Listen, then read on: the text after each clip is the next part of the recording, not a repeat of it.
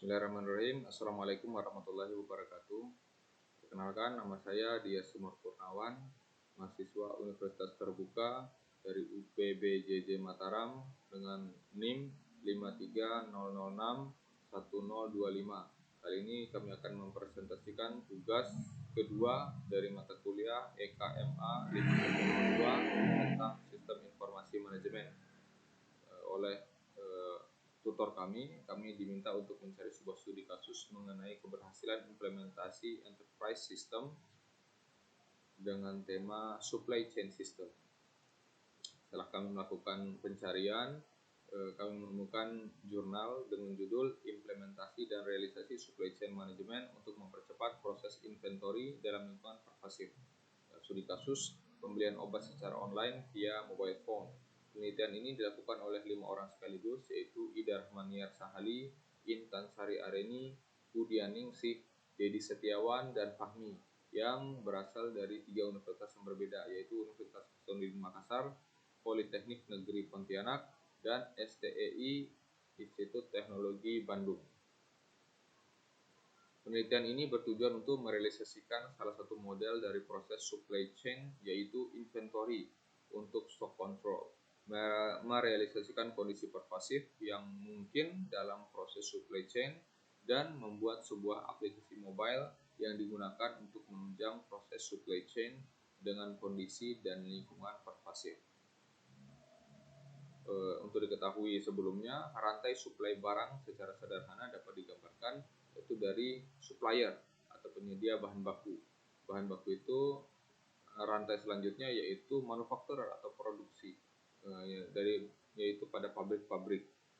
Setelah pabrik memproduksi barang, selanjutnya didistribusikan atau kepada distributor. Distributor ini yang mendistribusikan kepada retailer, dan retailer tersebut yang berhadapan langsung dengan end customer atau konsumen.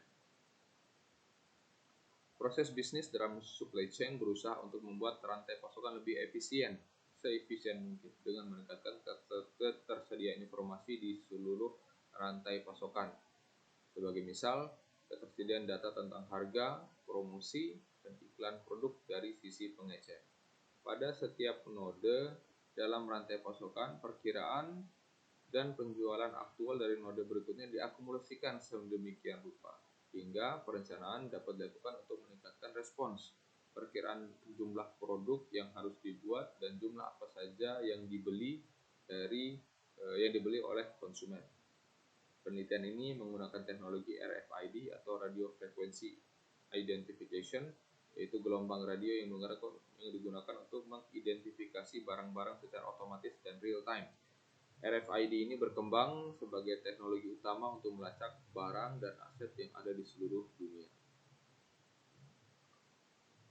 Salah satu pendorong kekuatan RFID adalah munculnya konsep EPC atau Electronic Product Code. Peneliti dari Massachusetts Institute of Technology mengusulkan pendekatan bertingkat untuk mengidentifikasi objek otomatis dalam pemecahan masalah interoperabilitas antar sistem, mengurangi perangkat lunas, perangkat keras yang berhubungan, dan menurunkan biaya perangkat lunak. Hasil penelitian yang dilakukan, sistem akan dirancang adalah sistem aplikasi pendukung supply chain management dengan fokus utama adalah mempercepat respon inventory dari retailer ke supplier. Dengan begitu diharapkan jika jumlah produk di retailer berkurang, supplier dapat memberikan tanggapan dengan restocking produk yang sudah ada. Jadi ketika barang sudah dibeli oleh konsumen, para supplier mendapatkan notifikasi sehingga supplier bisa menyiapkan barang-barang agar bisa diproduksi kembali oleh manufaktur atau pabrik.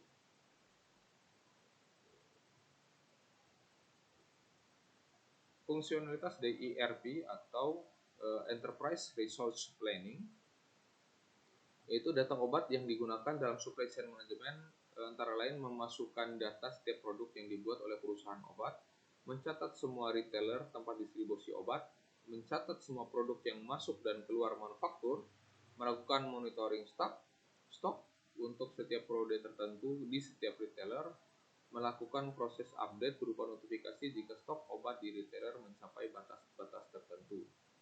Itu untuk spesifikasi ERP-nya.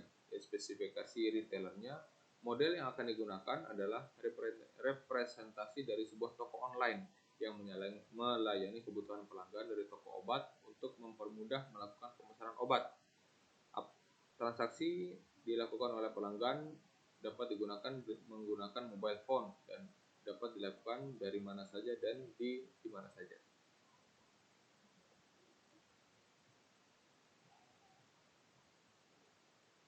Dan secara implementasi, secara keseluruhan model arsitektur digambarkan sebagai model dengan masing-masing komputer retailer dan komputer penyedia produk atau ERP saling berinteraksi.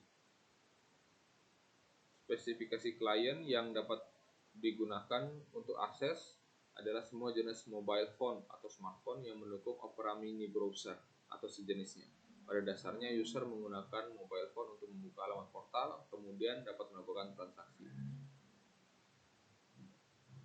Jadi, pada realisasinya, web service ini ada 3 komponen, yaitu fungsi untuk mendapatkan data obat dari pusat atau sistem ERP, fungsi untuk melakukan update dan notifikasi ketika terjadi pengurangan stok di inventory, fungsi untuk melakukan pencarian lokasi data jika pada suatu saat data yang dibutuhkan tidak terdapat pada salah satu retail tetapi ada pada retail yang lain.